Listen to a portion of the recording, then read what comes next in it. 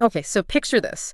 You're exploring an ancient shipwreck, and you find this crazy machine that looks like it's from the future. It's so advanced, you wouldn't believe it was made over 2,000 years ago. Yeah. Well, that's the Antikythera Mechanism. And today, we're going deep, really deep, into this ancient astronomical calculator. I mean, this thing predicted eclipses. That's incredible. Tracked the planets. It even knew about the Olympiad cycle, all with bronze gears. It really does challenge how we think about ancient technology. I know. It's mind-blowing. So let's go back in time to 1900. We've got a group of sponge divers. They're caught in a storm off the coast of Antikythera, this tiny Greek island. And they find this Roman shipwreck, right? Yeah. Now, among the usual stuff, amphorae and statues, they pull up this corroded lump of bronze. Fascinating how something that important just sitting in a museum for years. Yeah, I know, right? It took a while for anyone to realize it was anything special. It wasn't until 1902 that an archaeologist, Valerio Space, actually took a closer look. And bam! He sees gear teeth hidden under all that corrosion. Suddenly, this wasn't just some random artifact. It was like finding a computer in King Tut's tomb. It was a revelation. Yeah. The moment they realized it wasn't just an object, but a device with at least 30, maybe more. Bronze gears, all interlocking. I mean, that kind of design points to some serious understanding of mechanics and astronomy, way beyond what anyone thought possible back then. It's crazy, right? Like, we're talking a device the size of a shoebox housed in wood with all these tiny gears, some like a centimeter wide, all working together. It really speaks to the ingenuity and skill of the ancient Greeks. It does. Okay, so we've got this ancient Greek machine with dozens of gears, but what did it actually do? Well, it's a lot more than just a fancy clock. Think of it as like an astronomical calculator. You had a crank on the side, you turn it, and the whole system springs to life. On the front, there was this dial with all these rings. It tracked the sun and the moon against the zodiac. There was even a little ball that showed you the phases of the moon. Wow, that's like one of those models of the solar system. Similar concept, but the Antikythera mechanism was way more sophisticated. It didn't just show you where things were. It actually calculated their movements based on all these crazy astronomical cycles. And I remember reading that the back dials were even more mind-blowing. Like, didn't they track eclipses? They did. They tracked the Saros cycle, which is what predicts solar and lunar eclipses. And they were amazingly accurate. Wow, so in ancient times, you could literally know when an eclipse was coming. I mean, eclipses were a big deal back then. Omens, signs of good or bad fortune to predict them. You'd be like a wizard. Basically, yeah. What else could it do? Well, it incorporated the Metonic cycle, which is this 19-year cycle that keeps the solar and lunar calendars aligned.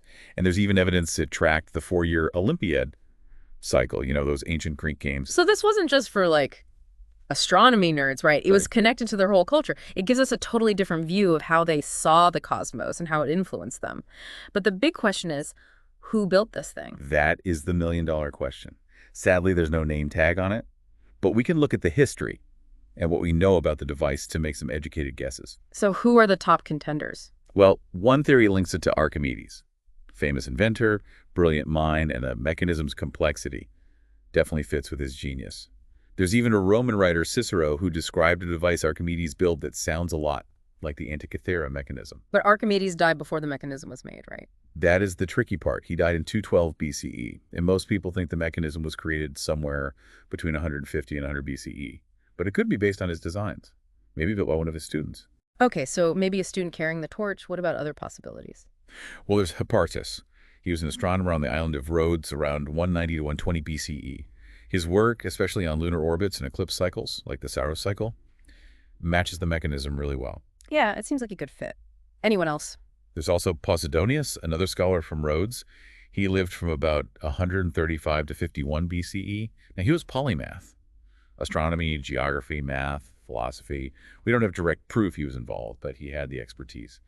And he lived in a place known for astronomy. So he's a contender. So we've got Archimedes, Hipparchus, Posidonius, all brilliant minds with possible ties to the Antikythera mechanism. It's like a historical whodunit. But instead of a crime, we're trying to solve the mystery of creation. And to make it even more interesting, this thing is still revealing its secrets. Researchers are using all this high-tech stuff like 3D X-rays and surface imaging to study it. Absolutely. That's the Antikythera Mechanism Research Project. They're a team of international experts. using cutting-edge technology to see through the corrosion. They could virtually unfold the pieces and decipher even the tiniest writing. It's like CSI for ancient artifacts. What have they found? They've managed to read about 90% of the inscriptions, including names of planets and what looks like a user manual. Wow. A user manual. It describes how to use it and what the readings mean. They've also figured out the gears more accurately, giving us a better understanding of the complex calculations it could do. Amazing that we're still learning new things about this 2,000-year-old machine. But can they actually prove it worked the way they think it did? Well, researchers have actually built working replicas using techniques the ancient Greeks would have known. So bronze gears, wooden frames, like a historical reenactment, but for an astronomical computer. Right, and these replicas aren't just cool to look at. They help us understand how it worked and refine our theories about how it was built and what it could do. It's like a feedback loop between the past and the present. The ancient device inspires modern research, and the research helps us understand the ancient device even better. It shows that there's still so much we don't know about the past. Even the most ancient civilizations could do amazing things. It makes you wonder what other incredible inventions might be out there, lost to time, buried somewhere, waiting to be discovered. What if there was a whole library of Antikythera level tech just waiting to be unearthed? I think we need a minute to process all this before we dive deeper into the mysteries of the Antikythera mechanism. You know, when you think about it, it's wild that this device was created during the Hellenistic period. We know it was in a Roman shipwreck, but the mechanism itself, that's pure Greek genius. What was going on back then? Well, they think it was made sometime between 150 and 100 BCE, right in the middle of the Hellenistic period, which was this incredible time of cultural exchange and intellectual growth. Alexander the Great. I mean, he created this huge empire from Greece all the way to India, and then his generals, they split it up into kingdoms. Weren't those kingdoms like centers of learning? Exactly. They were competing for power, sure, but they also became these hives of knowledge, like Alexandria in Egypt, with its famous library.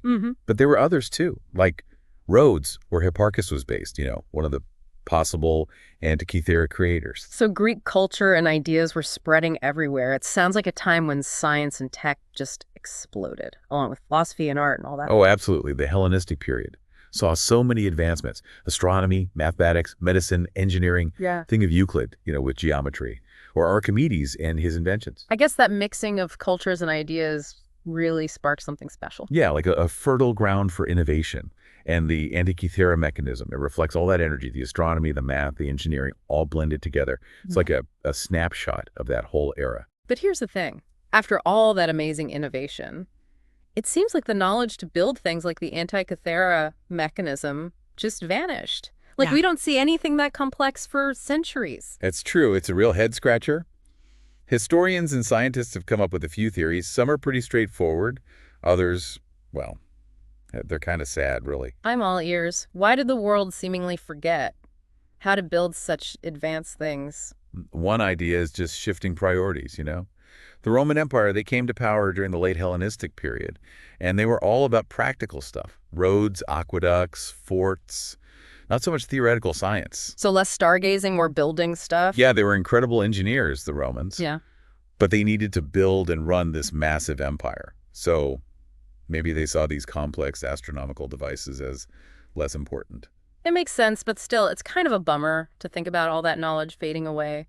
Any other theories? Well, you can't discount major events. Yeah. Wars, conquests, natural disasters. Those can wipe out knowledge pretty effectively. Like the burning of the Library of Alexandria.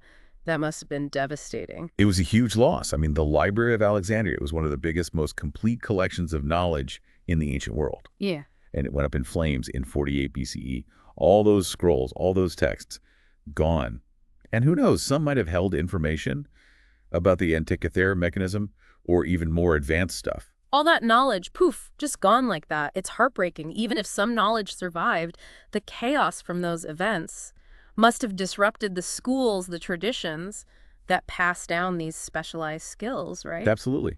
It's like breaking a chain of knowledge, and once it's broken, it's hard to put it back together.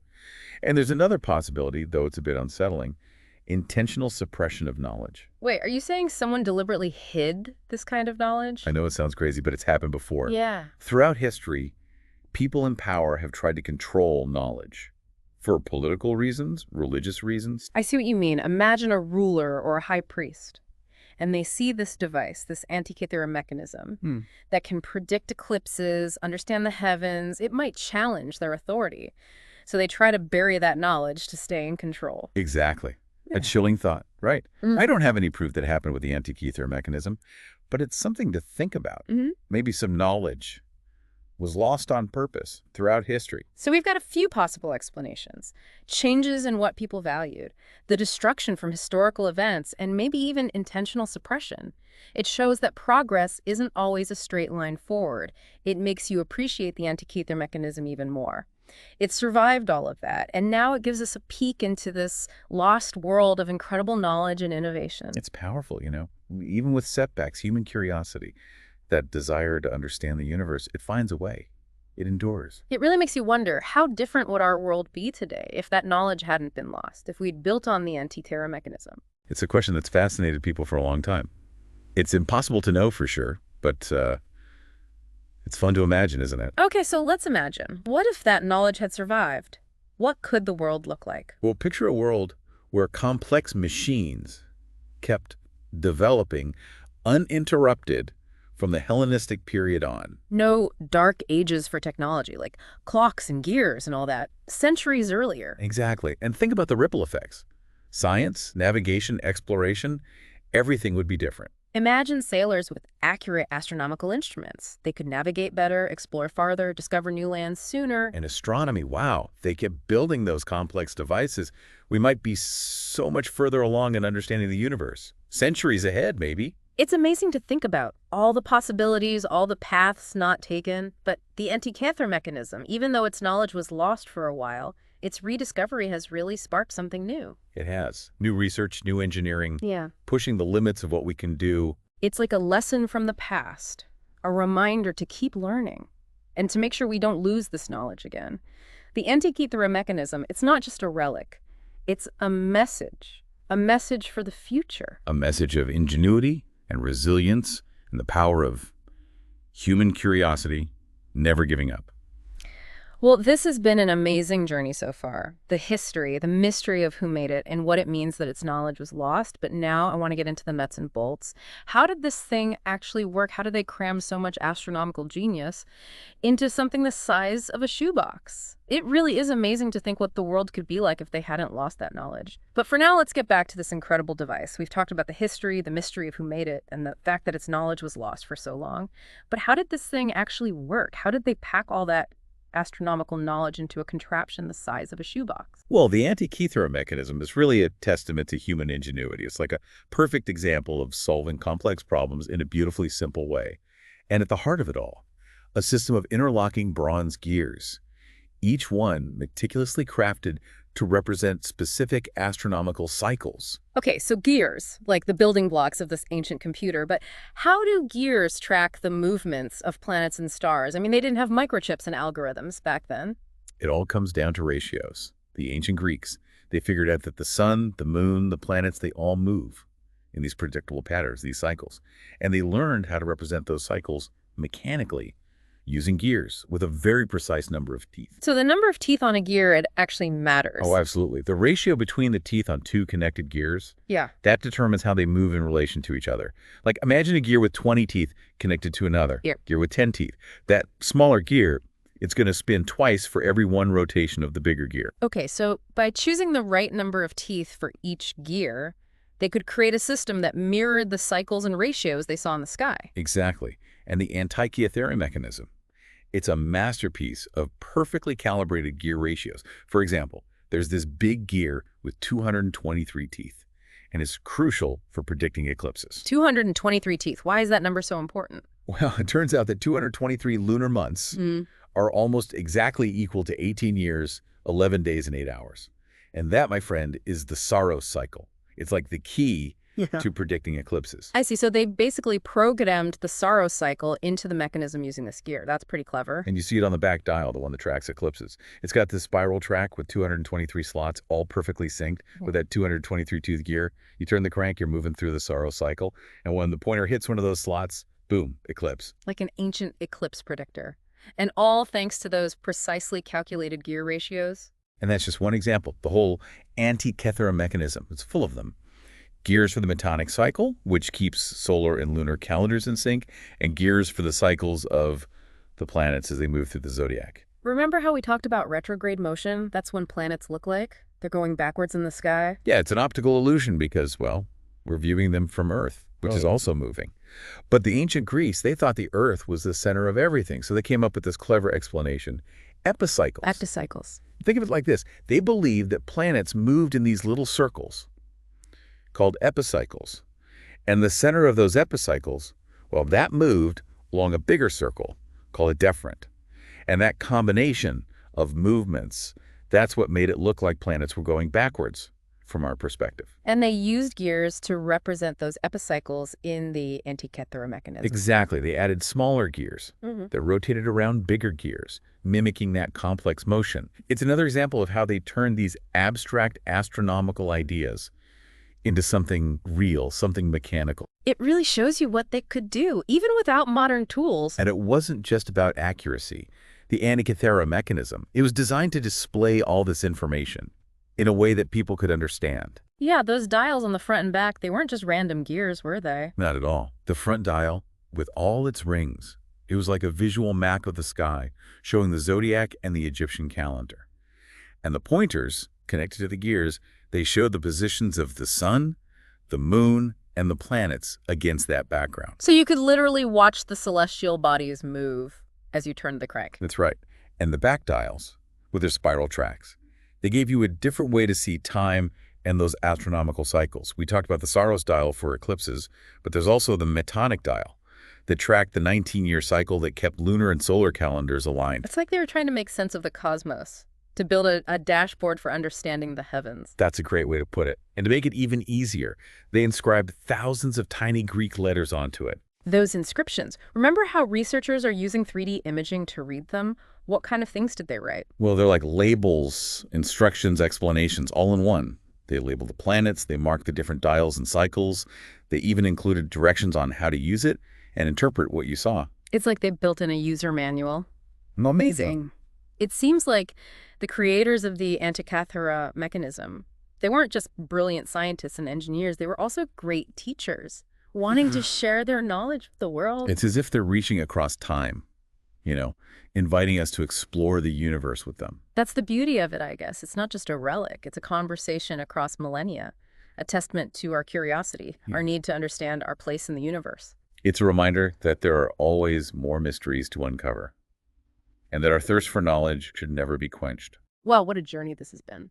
We started with a lump of corroded bronze pulled from a shipwreck, and we ended up with a glimpse into the incredible minds of ancient Greek scientists and engineers. The Antikythera Mechanism. It's a truly remarkable device, one that still inspires and amazes us today. So until next time, keep looking up and keep wondering.